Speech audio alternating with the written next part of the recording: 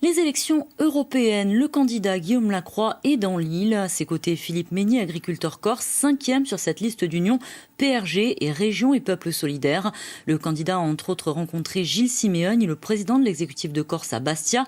L'objectif de cette visite, mobiliser l'électorat nationaliste et faire entendre la voix de l'agriculture insulaire à Strasbourg. Le reportage de Paul Salor et Christian Giuliano.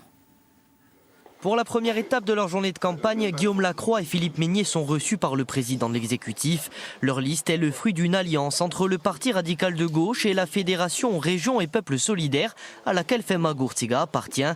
Après une heure de rencontre, Gilles Simeoni se réjouit de la position de Guillaume Lacroix en faveur d'une autonomie pour la Corse, sans toutefois exprimer un soutien à sa candidature. Pour autant, Philippe Meignet, 5e de liste, veut mobiliser l'électorat nationaliste. Je compte sur le soutien de la majorité territoriale, je compte surtout sur le soutien de tous les nationalistes et tous les gens qui ont envie de faire en sorte qu'au niveau de l'Europe, ça change et que ça change pour la Corse.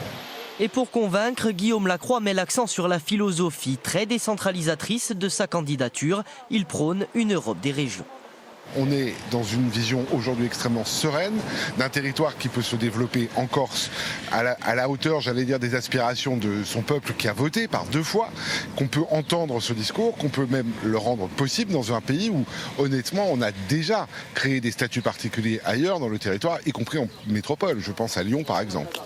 À Patrimonio, cet après-midi, les candidats de la liste Europe Territoire Écologie veulent aussi présenter leurs propositions pour l'agriculture. Philippe Meignet, lui-même agriculteur à Antisante, y défend une politique agricole commune tournée vers les petites exploitations. Il entend porter la voix des filières corses à Bruxelles.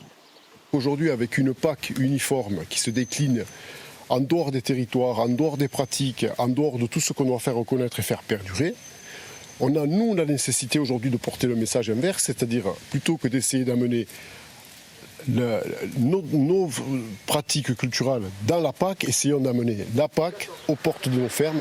Les candidats ont pu visiter la cave viticole de Jean-Baptiste Arène. Le vigneron et conseiller territorial Corinne Fronti soutiendra la liste lors de l'élection du 9 juin. C'est l'agriculteur avant tout qui est séduit par rapport au message que porte Philippe, qu'il a toujours porté et véhiculé là, depuis 30 ans en Corse. Et bien entendu, en toile de fond, il y a le politique aussi. Mais c'est vrai que c'est surtout aujourd'hui l'agriculteur qui soutient l'ami. Pour obtenir des élus au Parlement européen, la démarche Europe Territoire Écologie devra franchir la barre des 5% des suffrages exprimés. Un objectif difficile, la liste est actuellement créditée de 0,5% des intentions de vote dans les sondages.